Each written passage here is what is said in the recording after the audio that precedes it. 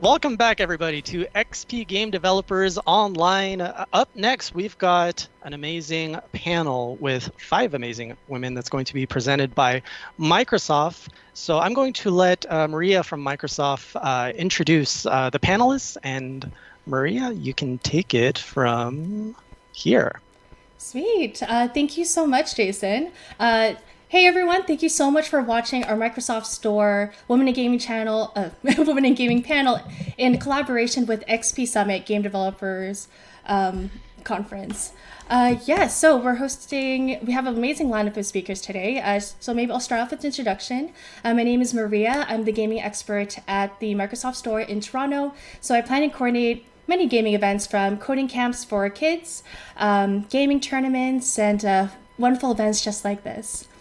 So to kick off our panel, would you, for our lovely panelists out there, would you care to introduce yourself and tell us a little bit about what you currently do? Yeah. Who starts? Oh, should we go in order by a square, maybe? I can start since I just started talking, I guess. So my name is Genevieve, and I'm one of the 3 co-founders at a indie label called Popagenda. So what we do is very much in line with what publishers do for independent developers, but we work entirely agency style. So it's just to help them get through the door and market their games. We do a little bit of PR, production support, and so forth. So we've been working with amazing teams, a little bit from everywhere. And the goal is just to help people self-publish their titles. So we don't retain royalties or shares. We're literally just here to help, which is kind of great. I will say on to you, Sarah. I'm going to do the transition. There we go. Okay, sure. We'll direct each other. All right. So my name's Sarah Conde. I am a producer with second-party publishing within Xbox. And so essentially, I work as a day-to-day contact and internal advocate on exciting things that I can't talk about right now, but exciting things to come. And, I'm fairly new to the second party world. I spent a good amount of time working on the ID at Xbox program, wearing a lot of different hats. So business management, program management, operations, have actually worked with Jen in the past through ID. So good to see you. And then I came from the world of PR originally. That's how I started in games. I worked at an agency called Edelman, supporting Xbox on accounts like, what did I work on? Minecraft, Forza, and then ID at Xbox as well. So you can likely guess how I switched over to Microsoft. But then I can kick it over to Sarita. Let's go, you next. Thanks, Sarah. Hey everyone, I'm Sarita Viramontez, and I'm a Senior Business Development Manager on Microsoft's first-party global publishing team. So essentially, I look for those larger independent developers and bring their experiences over to our Microsoft Xbox platforms. Awesome. And last but not least, Kate? Hi, I'm Kate Edwards. I am the current Executive Director of the Global Game Jam organization, and I was formerly the Executive Director of the International Game Developers Association. I'm actually a geographer who's been in the game industry for 27 years as of this month. And I spent 13 years at Microsoft, working on a lot of stuff at Microsoft way back when, from 92 to 2005. I created what's called the geopolitical strategy team inside Microsoft, what they call GOps work. And so I did that for quite a while before I left and have been consulting, doing culturalization work ever since. Awesome. Well, thank you so much, ladies, for joining us today for our Women in Gaming panel. So let's get to know each other a little bit more. So first question I'd like to ask you all is, what is it about a career in gaming that you're most passionate about? So who would like to start? I'll go ahead and start. Sure. I think one of the biggest things for me is being able to foster developers at an early stage and continue to watch them and help bolster their careers as they build their DNA of their studio and where they want to go. I think that's really important to make sure that it's not just a partnership, it's a relationship building between ourselves and the developers as we move forward and watch them through their career, and just really help guide them and be there to mentor them throughout their building up of their studios. And I think that's really what drives me and continues me to keep going and watching those smaller studios become those larger studios. Yeah. Well, I know for me, it's simply the people. It's been being able to work with amazing people, super creative, super fun to be around. One of the things especially in my later years, is I focus more on advocacy work within the industry and not just on the development side, is constantly stressing to people, when we say game industry, industry means people, and it always means people. It's not a mysterious black box where games go, content goes in and games come out. It's always about people and who's making the decisions and making the content. So I love focusing on that, because that's the part that keeps driving me. Mm-hmm. Yeah, I feel like Jen and I were both like, who's going first? Who's going first? I'm the Canadian on the panel, and I'm gonna speak. Amazing. I say, my thoughts are very similar. Like, obviously, one big reason that I'm in games is because I love games, but I think I love the people who make them. I feel like I really started to find my calling within, working in games when I realized that, like, I could just help developers and make their lives easier.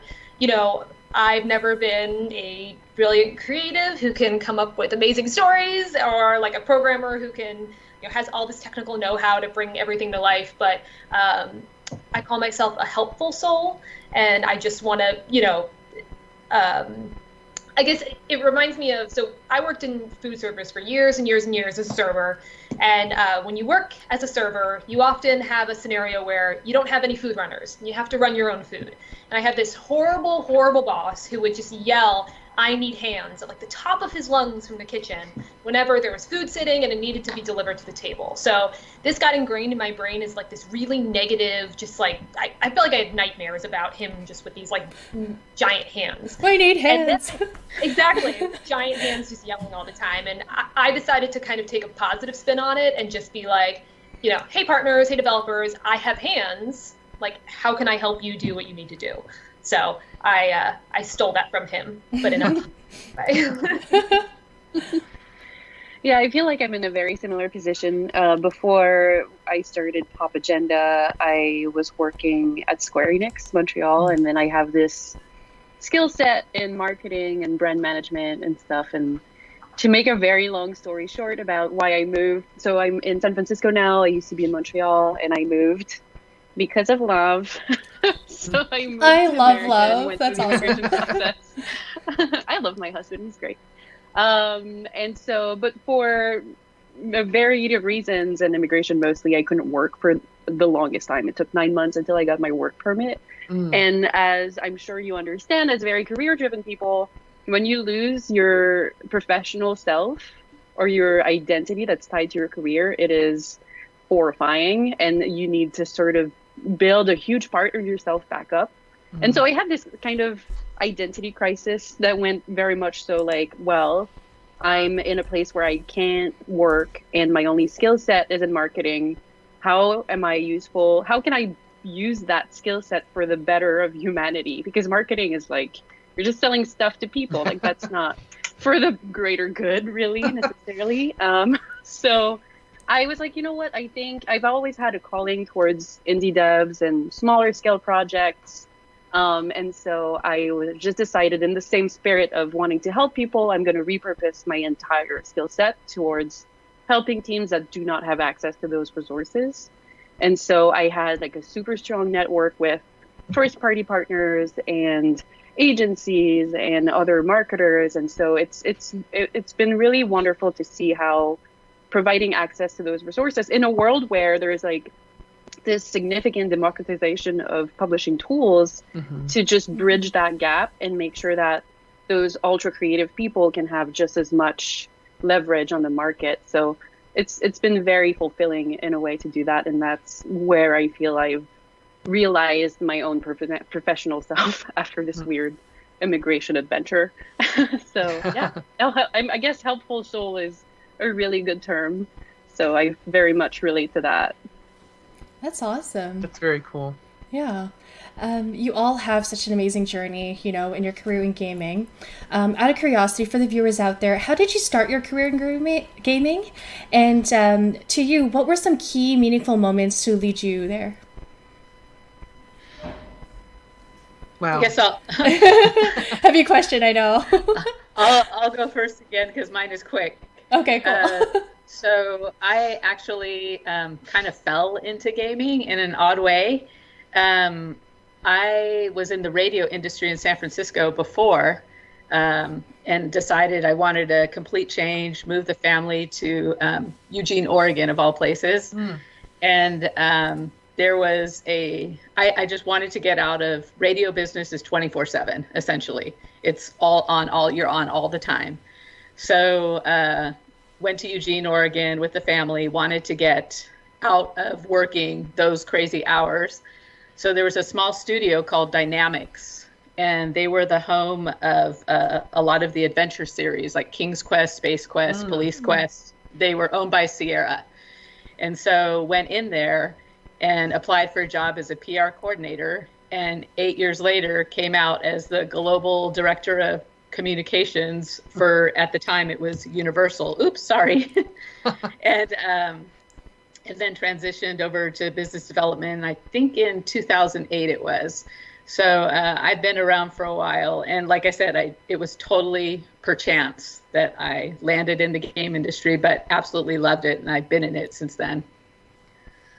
Yeah, my journey was very similar. I kind of walked backwards into it because I am coming from the geography field, and as a cartographer, that's why I started at Microsoft. I worked on the original Encarta Encyclopedia way back in 1992, and I made all the maps for the original version of the encyclopedia, and then I was the cartography lead for that product, and then Encarta World Atlas.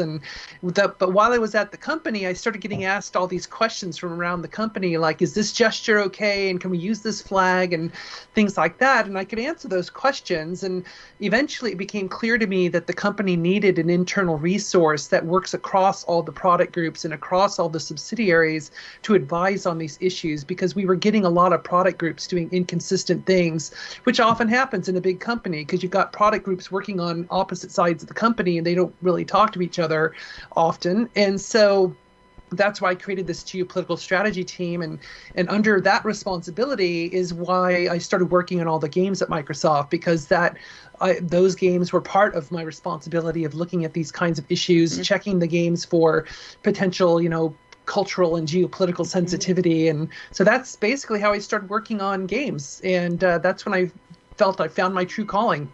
That's awesome. That's amazing. God, that's incredible. Jen, you go this time. Let's switch it up. Okay. Well, mine is going to be very short. No, it's ironically, it's also purely accidental. I went to school in the middle of nowhere, Quebec. So that's why you're going to get my accent. My English is just like sometimes going to just drop out and French is going to kick in. Not the nice kind of French, the Quebec French. Oh, no. And so, yeah, when you go to school in the middle of essentially rural Quebec, no one tells you that you can work in video games, right? It's not something that's brought up. I played games my whole life. I spent all my summers inside, as probably most of us. And so I just saw them as a hobby, and there's just, you see it sort of like the movie industry where you feel like you have to know someone and it's never going to be part of your options. And so when I graduated, I went to school not knowing what I wanted to do in life. And so I took marketing because I figured you can do that in multiple fields in whatever industry. And so when I graduated, I did the standard things of applying to a bunch of different places. And then one of them I just did laughing at myself doing it because I'm like, there's no way this studio is going to hire me because I know no one. I don't know how to make a video game, but this sounds super cool. And they're looking for a junior to build budget estimates essentially for the sales team because they were doing a lot of outsourcing work. And so I'm like, that's a really neat thing. I have a high proficiency in Excel. I can make spreadsheets. Like, Woo! Excel, sorry. I'm on brand. I love Excel right away. Like, I'm such a... yeah, I Microsoft Store in Seattle recently. There was an upsetting lack of Excel merch. I just want all the Excel. Oh man. I love spreadsheets. So yeah, we spent the entire interview just talking about the raid I had done in World of Warcraft the night before, and we never talked about my complete lack of experience. But they were fine with it because that's what they were looking for. They were just looking for a data cruncher, and I'm like, I can do that. And I had that job for 8 months, and then transitioned internally towards marketing their own intellectual properties, which they were funding with governmental funds and grants. And so it was interesting because I got to tinker really from the ground up into this tiny team that just started making their own IPs. And it was a very big learning curve. But the fact that I had been crunching data from art directors and tech directors and lead designers to come up with those project estimates just taught me really all I needed to know about how does it work? How do you make a video game, and who's behind the games? And you need to take those people really seriously. You can't make stuff up because it's a project estimate. And so I was 21 and I was horrified, but it was great. I used to have spreadsheet nightmares, and it's great now. My spreadsheets and I get along great now. So that's my story. The spreadsheets are your friends? Yes. Okay. I will say I share the same passion and love for spreadsheets. I have a spreadsheet not only for work things, but also for like personal things. I have a games tracker. Oh, yes. I love it. So it completes me. Anyway, so my start was, I studied PR in undergrad. I studied communications in grad school as well. And, when I was in undergrad and I loved games and was like, could I work in games? I only thought like the two job roles were like artist and developer. Like I didn't have an understanding of like what actually went into making games. And so I was able to find a unpaid PR internship at this teeny tiny little indie developer in Gainesville, Florida, which is not a hub for game development by any means. And so that was like my first, my first path into games, and especially working in the indie environment, like realizing, oh, there are a lot of different hats that you can wear. There are a lot of different opportunities. And, it was a really good, it was a brief experience, but a really good experience. And once I went to grad school because I was scared to go out into the real world, and I liked school. So I was like, let's keep going with it. And was lucky enough to have a program where they were like, oh, you like games and you want to focus on games within your coursework? Sure, that sounds interesting. And so I got to do all kinds of nerdy research and case studies and on different topics within games. Ironically, a lot of Xbox specific things, even though I didn't know that one day I'd go to work at Xbox. And then from there, just, did the hunt in terms of PR opportunities, and eventually found an internship. I was in Georgia at the time, and this was an internship out in Seattle. Luckily paid, but no guarantees that it was going to turn into anything. So my partner and I, we sold everything, packed everything, brought our 3 cats, and drove 2 cars all the way to Seattle in hopes that it would all work out okay, which luckily it did. And, for me, and I still love PR, but my realization that it wasn't, my perfect fit in the industry was actually when a game got canceled. So a project I was working on that I was very passionate about was canceled, which is what happens. Sarita, I love your You're giving me PTSD right now because but because of that project, I got to go to Gamescom and like work directly with the developer and do all of these amazing things. And so once that got canceled, I actually had a bit of a career crisis that you were talking about, Jen. Like, I was home for winter break in Florida with my parents, and I was like, what did I like about what I was able to do on that project? Like, what was it that spoke to me? And it was just helping the developers and being that, like, that point of contact. Like, and from there, I just started looking into other opportunities, and lots of them didn't work out, but I did eventually, Chris Charla over at ID at Xbox took a chance on me and had some faith, and so that eventually got me there. But it just shows, like, you know, it was a very sad experience in terms of the game being canceled, and finally it was like, in terms of my PR work, I was being put almost as like a lead on the project. I had a manager who believed in me, and then it was canceled. So it was very sad, but it also did, you know, like, I don't think I would be where I am now without that having happened. So sorry for the studio, the game was canceled, but thank you, universe, for the direction, let's say. Oh, I'm sorry to hear it canceled, but it's so great to hear, you know, more about the key moments that kind of got you to where you are. So you all had such an incredible journey. What would you say is the most exciting project that you had the pleasure of working on? I know it's a bit of a heavy question, but that is so hard. Yeah, it is so hard. I would have, for me, I would have to say it's, I mean, other than the amazing stuff I'm working on right now that I can't talk about for various reasons, it would have to be when I was at Square Enix Montreal and we came up with the Go series, so Hitman Go and Lara Croft Go, and working with those tremendous brands and making them into small scale indie approach type projects. It was the studio's first foray into releasing their own stuff too. So the team at its most when I was there, including overhead, there must have been 40 of us. And Hitman Go was made by a team of 4 people, wow, which is incredible when you think about the scale of the brand. And Lara Croft Go, having grown up playing Tomb Raider with my dad, like all of them, including Angel of Darkness, which for some reason became my favorite one, even though it's the most terrible one. It was just a key moment for me where I'm like, man, this is just incredible. The fact that I grew up playing these games and then I'm suddenly speaking with the creators and working with the dev team and making it into this whole new thing that's unseen before, and just leveraging the creativity of the team behind it, and while just it felt like achieving, you know, a lifelong dream. And then now having my own business that's sort of channeling that ambition into independent projects, it's crazy. And I'm talking about it and I'm giving myself goosebumps, but yeah, it's great. I've worked with so many talented developers throughout my 20 plus years in the industry. So it's really hard to pinpoint any just one. So I'm going to give you a moment instead that happened.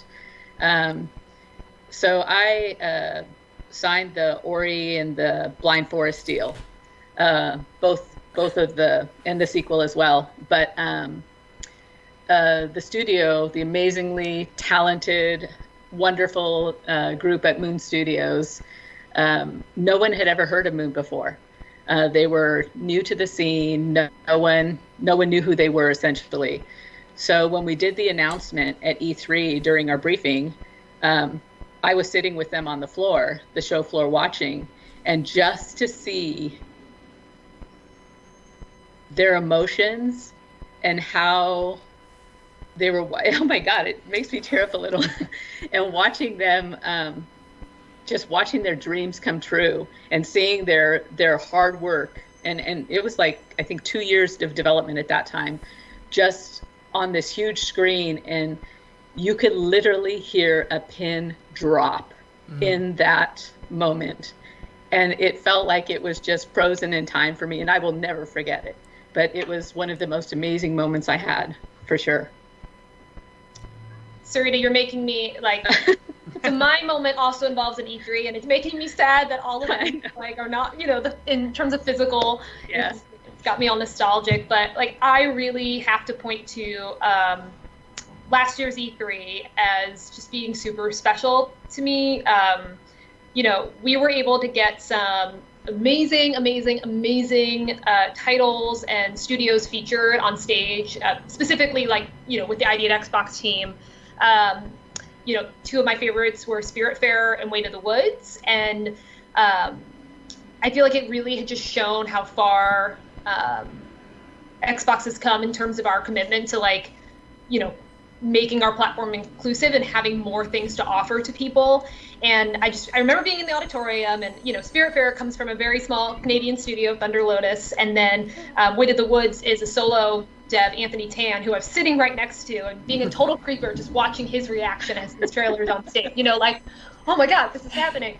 And you can't help it though. I know. I was like, God, stop staring. You're being a creeper. But like just the energy in the auditorium, and even like looking on Twitter and seeing people's reaction. Like I kept looking up the moments and stuff for those two titles, and people being like, oh my God, I can't wait to play this game. I can't believe the game is coming to Xbox. I'm so excited. And I was just like, so proud of those teams, and so excited to talk to them about it afterwards. And it was like, that was an amazing E3. I felt like on cloud nine. I had people commenting that my skin looked better that week. Oh.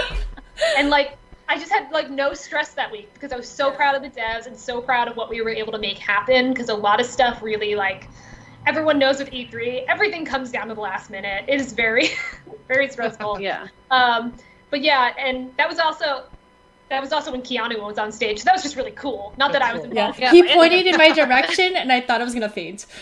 Yeah, that was everyone.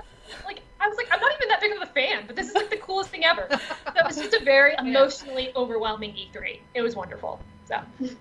It had to be my favorite E3 as well, though. I had another dev in that lineup. So A Creature in the Well from Flight School Studio was also on the big screen. And you both talking about sitting next to the devs as they are just living their insanely intense moment of having their art showcased. I was sitting next to Adam, the creative director, and same feeling of like, I don't know what it is about just feeling what they're feeling. Are we extremely like I don't know, like empaths next to them, and I can feel him vibrating, you know? It's amazing. It's incredible. Well, I think from my point of view, it comes at two different levels. I mean, one, looking back, I mean, kind of like Sarita, I've worked on so many games. I mean, the original Halos and Fable and all the original Age of Empires and Forza, and I mean, all kinds of stuff stretching way back into Microsoft history as well as other companies. So having been able to work on those is really special to me, especially the Halo stuff, because it still remains one of my favorite games to play. And so I love the 343 folks and stay in touch with them. But I think personally, one of the biggest things that was meaningful for me is working with BioWare, because I've worked on all of the BioWare stuff over the last 17 or 18 years, but working on Star Wars: The Old Republic, mainly because I'm a huge Star Wars geek. And one of my original aspirations when I left high school was to be a conceptual artist for Lucasfilm, because I wanted to work on Star Wars so bad. And I had the artistic skill, but eventually just academically I decided to go into geography and cartography because I could still use the artistic skill in cartography. But here I am like 20 years later working on a Star Wars property, and that just was, you know, as they say, the circle is now complete. So that was just really special to me. That's lovely. So next question I'd like to ask you lovely ladies is, with technology ever growing, what opportunities do you think game developers could have to make playing video games more accessible and inclusive? Does anyone want to go first? Well, yeah, I'd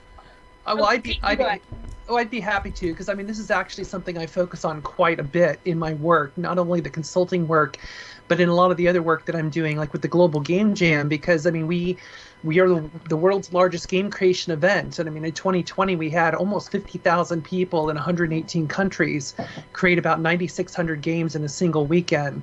And I love the fact that the technology has been evolving so well, and the tools have been democratized so well that, I mean, we have people in emerging markets like South Sudan and in Iran and other places where they have the ability to make games and to learn, and the knowledge, yes, it's not universal. It will be someday. I mean, there's a lot of resources on YouTube and elsewhere, but it's getting better and better. And so I see the expansion as the technology gets better, not only, you know, internet access and things like that, but also just the ability to make games and is becoming easier and easier. We see new companies coming forward, or companies with new engines and new technologies that make it even easier now.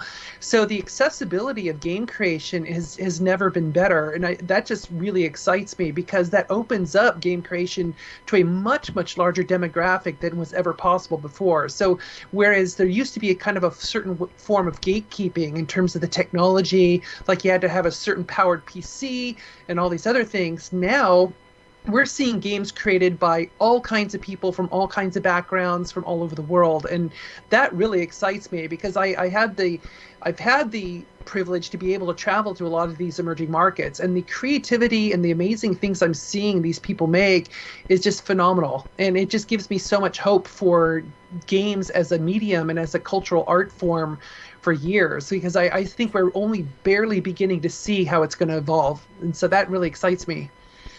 Yeah, I agree totally with everything that Kate just said.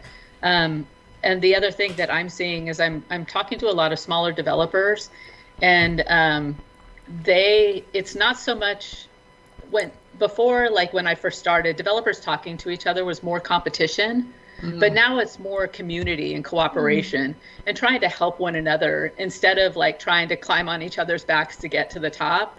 They're like, here, I'll help you up, what can I do to help you? And it's being treated more like a community, which is a really good thing to see.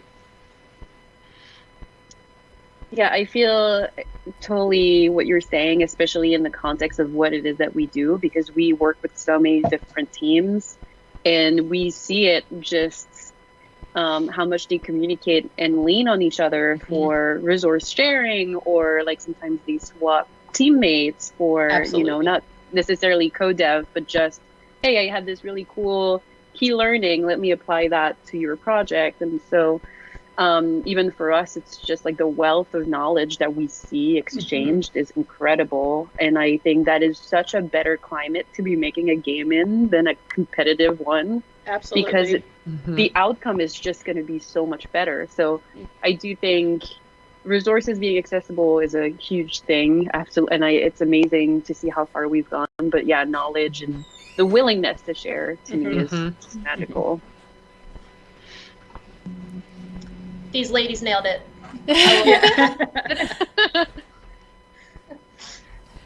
Okay. So I guess I can move on to the next question. Do you have any words of advice to offer aspiring game developers or folks who want to get into the gaming industry? I would say, and it's not, I don't feel like I'm the best person to say it, but just create something or do something. Like this is super embarrassing, but my first foray into like trying to be involved in games was a really dumb blog, like really like blogspot.com blog. And that actually got me that helped me get my internship, that helped me get an internship in Japan, that helped me in grad school, and it was a pretty bad blog, like if I'm being honest, like in terms of what people are creating now, it's just so impressive.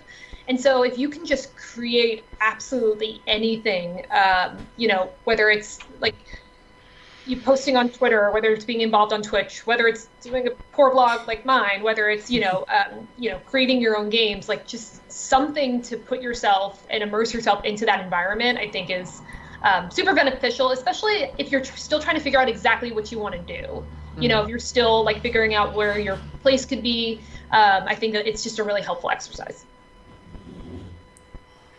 Absolutely. We see a lot with people who want to work with Popagenda, because we're such a small team that it makes hiring even scarier, but we still get a lot of requests and resumes. And most of the time, the ones that stand out, it's exactly that. They've tried making something, and it either furthered their ambition to work on that path. And so it creates also this sort of reassurance for us that, yes, this is what this person wants to do with their career, and they've shown ambition and success, and they are 100% in, rather than just you think you want to go there, and you might, but if you don't try making anything for yourself, then it's a little bit more difficult. And granted, we're in a super noisy place now because everybody wants to be like a content creator or an influencer or a PR person, or so it's I think increasingly difficult to get noticed, however. So it's a little scary. I wouldn't know how to sort of carve my own space nowadays, I feel. So it's a valid question to be like, how do you start in the industry nowadays? Because there's a lot of competition out there, for sure. Yeah, I'm going to go a little bit old school here. And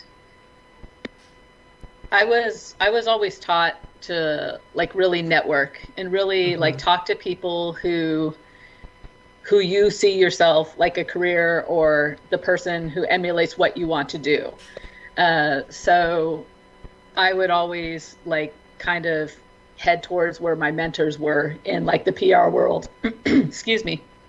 But like for developers, I would just say, just go out there, look at the dev blogs, go to the shows where you can go talk to the developers there, like PAX, and well, now E3 is open to the public too, so that's a good one.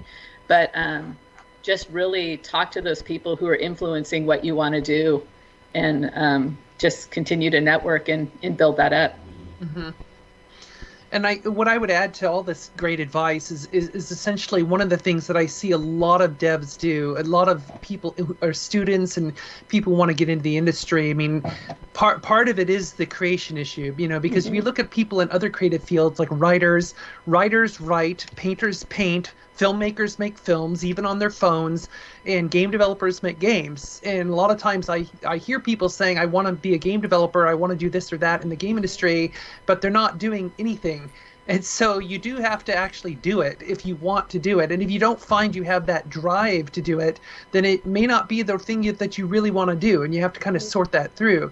The other piece of advice I would give, which I think is really critical, kind of at a deeper level, we deal a lot in creative media with imposter syndrome and feeling like our skills are not adequate and we're not up to the task, and we struggle with that mightily. I mean, there are so many people in the game industry who are introverted and they struggle with this imposter syndrome. I've given a lot of talks about it because I've seen it such a widespread issue. And one of the things I would pass along is advice from Mark Twain. He once said that comparison is the death of joy. And I love that quote because one of the things I think kills people is that they keep comparing their work to others around them, like students in a classroom or up and coming developers, and they'll see other people's games and they'll say, I can never do that. It's like, well, that's not the point. The point is for you to exercise your own creative power. And if you see someone doing something that you like and you feel you can't do it, well, guess what? You may have just found a mentor. So you can go ask that person for advice and say, hey, how did you do that? I'd love to learn. And similar to the comments made earlier, this is an industry where people tend to be super helpful and cooperative, so don't be afraid to ask. That spoke to me on like a higher level, Kate, just so you know.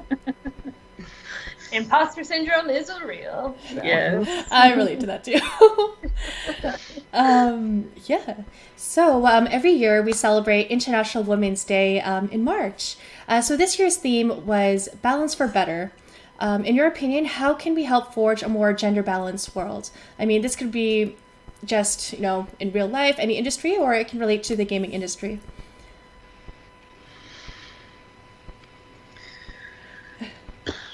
I will say, you know, this was game industry specific, but it applies across the professional world and all kinds of different areas.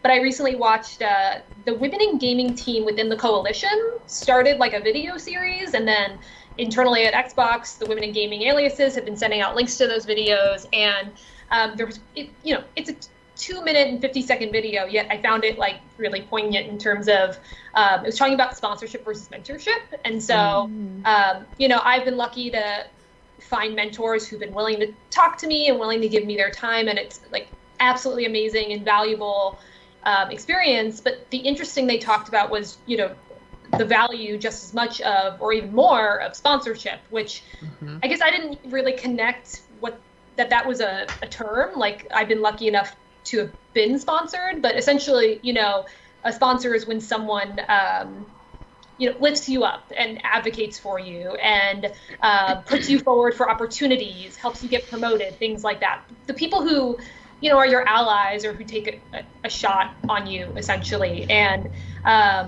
you know, I really do think we are very much all in this together. And if you believe in someone if you believe in their work and believe in what they're capable of, I do think we have, a duty to kind of, look out for each other. And I've been lucky enough to be sponsored across genders from all different types of people, and I've tried to sponsor people as well. I find that kind of stuff is very cyclical, and so I do think that is super, super important for creating more of that balance, and stolen from the coalition, not my wisdom. Well, I think it is a challenging issue. I mean, we can look at numbers, we can look at demographics and the disparity. I mean, we still have a game industry that is roughly about 20% women across different locales and across different different companies. I mean, it varies from place to place, but in general, it's about 20%. And some people will look at that and they'll say, wow, that's a lot better than the general tech sector, which tends to be more like 10 to 15%. That doesn't mean it's a victory at all. It means we have a long way to go, but it's not just about numbers. It's not just about achieving gender parity and things like that. A lot of it has to do with the practice of, who do we listen to and who do we value in terms of conversations. And the point is that, inclusivity is valuing everyone's voice, regardless of who they are. I mean, one time I had when I was running the IGDA and we did this event, and our keynote speaker was Christina Reed, who was the producer for Disney. So she produced Big Hero 6 and a couple of shorts called Paperman and Feast. And for her efforts, she won 3 Oscars, which is not bad. And in her talk, she described the definition of inclusion that they used when they were making these films. And basically the idea, she said, is like when they would show like the daily clips of what was being worked on, they would invite every single person into the room from the building, including the caterers and the security guards and the cleaning staff and everybody, because they wanted everyone to know that in that room during that session, everyone's voice was equal. Mm-hmm. And so the creative team shut their mouth and they just would show stuff and just listen to people. And they said they got the most amazing ideas and amazing input from the people you would never expect, all across the different demographics and jobs and all that kind of stuff. And to her, that was really the foundation of their success, is that they actually created a net of inclusion that was the widest possible setting.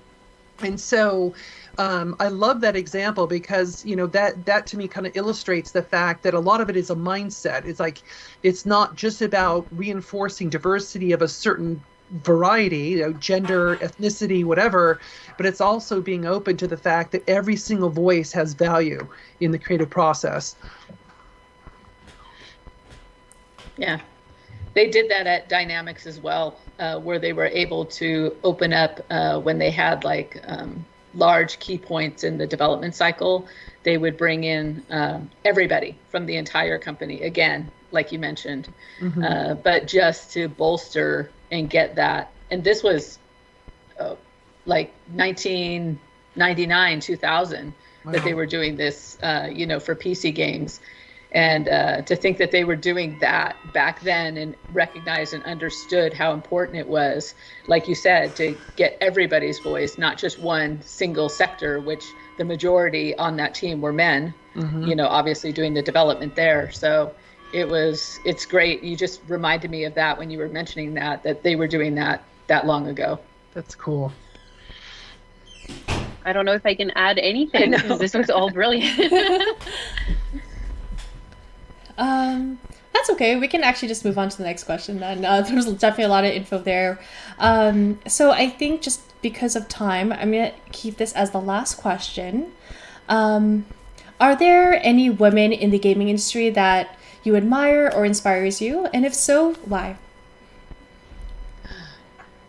So one of my mentors in the PR world is Perrin Kaplan, and she used to work for Nintendo, corporate VP over at Nintendo for PR and communication, and now she started her own company, her marketing firm, and it's so funny because she's local, and we always are like, oh, we've got to get together, we got to have coffee, we got to do this, and we never make it, but she is always close to my heart, and I would use her as my beacon that, emulate, WWPK. What would Perrin Kaplan do? Yeah, Perrin Oh my is goodness. amazing. Yes. She's great. Yes, absolutely. I think from my perspective, I mean, there's a lot of women I would call out. I mean, from the Microsoft side, a lot of the friends and colleagues that I made there years ago, who I still keep in touch with. Bonnie Ross and Kiki Wolfkill, and I'm happy to be working with Shannon Loftus again on Age of Empires 4. Shannon's an amazing leader. I love seeing what she's been able to do. Connie Booth at Sony is remarkable. I mean, she's been there a very long time. It has just been this really kind of stalwart fixture that a lot of people rely upon for guidance. Brenda Romero, of course. I mean, she's been in the industry for a very long time, and I had the pleasure a couple of years ago visiting her and John in Galway at their studio there in Ireland, and that was just a really special experience. And I just love the fact that she continues, to innovate and to explore and has that curiosity about game design that just seems, inexhaustible. So it's really inspiring to me. I will also give a shout out to Connie Booth, who I describe as who I want to be when I grow up. Like that's how I constantly feel. I was lucky enough to, I won a small scholarship when I was in grad school that sent me to the Dice Summit, which was like, as a young person not yet working in games, but wanting to work in games and getting to go to Dice for like free and being introduced to all these people is just like super overwhelming and was an amazing experience. I still, get the butterflies thinking about it and stuff. And I was lucky enough to be introduced to her then and was just like so in awe of everything she's accomplished. And I think it says a lot when, like as a leader, when you have all these people who will just organically, like all these people would basically come up to me and tell me, oh my God, were you just talking with Connie? She's amazing. Like multiple people unsolicited would just come up and just talk about how amazing she is. And she didn't say a word of, like, there's not a single, she is like the most humble person I've ever met. So her Hall of Fame induction is well-deserved and, want to be her when I grow up. And I will also give a shout out, Kelly Wallach, who's the founder of Indie Mega Booth, has, was super kind in taking me on as a mentee and has just given me so much of her time and her insight. And she's one of like the smartest and most empathetic people I've ever met. So there's so many amazing folks out there. And if you're like, I really want to talk to this person, you never know. Maybe send them a DM on Twitter. People are pretty accommodating. Yep. So you never know what will happen. At the risk of sounding extremely unoriginal, I have to say Connie Booth as well. But then I also have to add that Sarita and Kate, who it's the first time we're meeting, I am in absolute awe. And like I knew Sarah, not to make Sarah sound less excited. But I am very thankful to be on this panel with you because I think you're now my two most favorite new people I've met and like. So shout out to you guys for just having been around for so long and being so just incredible to listen to, and the wealth of knowledge that you have and your experience. It's just incredible. And then I have to say, my co-founder, MC, who in the recent days in this crazy pandemic that we're living, she's our producer, she's our admin at Popagenda, and she is juggling 2 kids at home at the same time, and there is no way I would ever be prepared to handle that. So she's been wonderful and impressive and patient, and she's still running her business, and I'm just in complete awe of what she's achieving. And I think that parents deserve a lot of credit in the games industry. They are the silent force that, like, we talk about gender equality and diversity, and the parents are in the back and they're quiet and they're doing their double roles and double jobs every single day. And now that they're at home combining both, it's just, I couldn't do it. I don't know. I would probably manage, but it's incredible. And so everyone who's working at home right now with kids, shout out to you guys. Yes. It's just a lot. The real heroes and all this. Yeah. Awesome. Well, thank you so much for sharing your stories, your journey with us. I think we'll take a few minutes to open up the chat to our viewers out there. So viewers on mixer.com/Microsoft Store, if you have any questions, feel free to drop it in the chat and we can ask our lovely panelists to answer. I feel like a game show host. I know. Yeah, lovely. I don't know. Yeah. And the prize. Who gets to spin the wheel? We'll give it a little bit. Okay, so a question from xcarito24x. Just because we're a little bit short for time, maybe only one person can answer this, so we can maybe cover a little bit more questions. What made you realize that you wanted to be a game developer?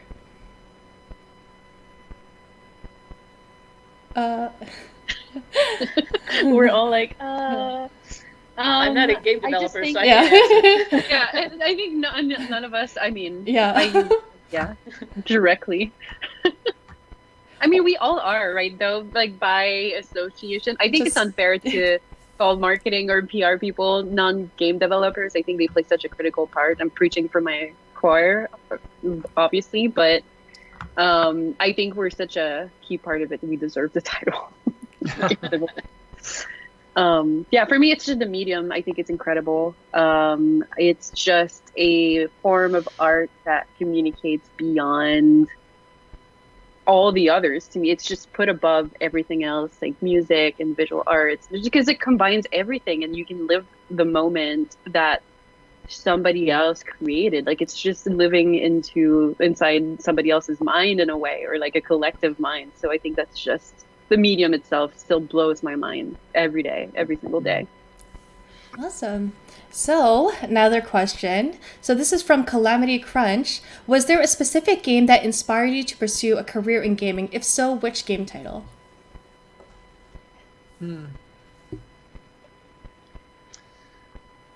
I don't know if anyone has a.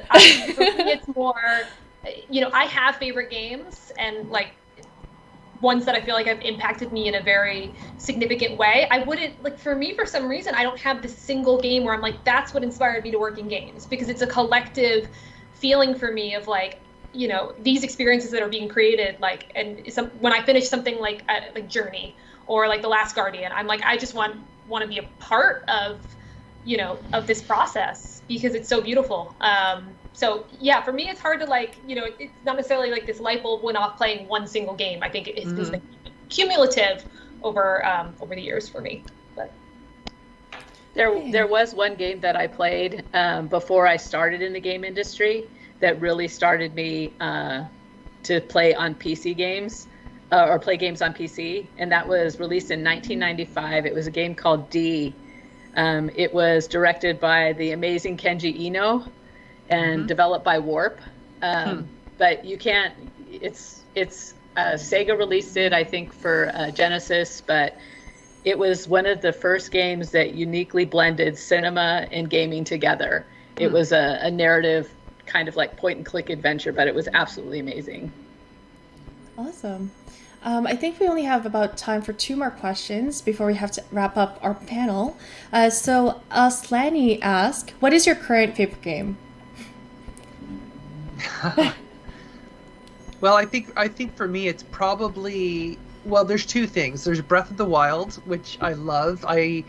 I finished it, but I still play it because I just love the world building that they did in the game. I love the exploration aspect of the game. And I've never even been that big of a Zelda fan or even Nintendo, frankly.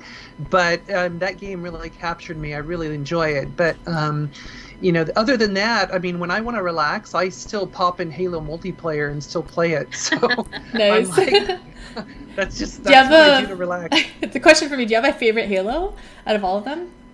Oh gosh, that's hard. I think I the original is special because it was the original, but I don't know. I think the Master Chief Collection is my favorite, release because you've got everything together. So and you can mix and match. So it's super fun. Sweet. And I think this is going to be the last question that we'll have from the chat. So XP Online asks, Well, thank you so much for your insight. What challenge slash failure have you overcome that has gotten you to where you are today? American immigration. Oh my goodness. Oh, because you're from Canada too. I'm Canadian Let as well. me tell you every day. I'm not going to go there. We'll say It's a good answer, though. Oh my goodness. I did have the experience of feeling like I didn't get a dream job. I will say, like that, that thing that you put on a pedestal of like, oh my God, this is the dream company, this is everything, and then and you really do think it's going to work out, and it doesn't work out. And that's life. Like, things happen. And like, if I'm being honest and open, like that set me in a really like scary spiral at the time. But through mentorship and through help and therapy and all kinds of positive things that people should be doing, then it actually turned into me getting kind of my dream in another way. So even when things are bad, they can always be better. So cheesy way to look at a response, but yeah. I love that. So thank you so much, panelists, for taking your time to join us today in our Women in Gaming panel. Is there anything you'd like to say to the viewers out there to close off our talk? Thanks for being here. Thanks for watching. Stay inside. I don't know. Wash your hands. Wash your hands. Oh my goodness. Go play games. And I would just say, as someone who runs a nonprofit, Giving Tuesday is next Tuesday, Yes. May 5th. Oh. So don't forget your friendly neighborhood nonprofits next week. Yes. That's awesome. Support small business. Support small business. Yes. Lovely. Well, thank you so much. So I guess to end off our stream, I'm just going to end off with a few announcements. So the Microsoft Store team is partnering up with XP Online to host a variety of workshops. So earlier today, we had a Rock Your LinkedIn Profile. We just wrapped up our lovely Women in Gaming panel. But tomorrow, we're hosting 3 different workshops. At 11, we have Master Working from Home with Microsoft Teams. 3 p.m., Be Empowered by Technology with Microsoft Accessibility Tools. 4 p.m., Productivity Hacks with M365 and Windows 10. And that can be seen on mixer.com/xp_online. If you're curious about attending any of our virtual events, you can always go to microsoft.com/events to find a workshop that may work for you. We host education workshops, business trainings, gaming events, and so much more. And if you want to catch our next stream, it'll take place this Friday, May 1st. This Friday, May 1st, it's Breaking Modern Loneliness, a conversation on mental health featuring Love with Alyssa Cara, Anne Marie, and Sophia Reyes. So that'll be on mixer.com/Microsoft Store, Friday, May 1st at 10 p.m. That sounds like a good one. I wrote that one down. Oh, yeah. If you're free, tune in. It's going to be a good one for sure. But yeah, so after this panel, since we're going to wrap up, Kate actually has a lovely talk. So feel free to tune in on XP Online to catch her talk. Yay! Oh, awesome. Yes. Thank you. Learn all about Thanks, culturalization. Thank you. Awesome. Thank you so much, Bye. everyone, for tuning in. All right. Bye-bye. Bye. Bye. Bye.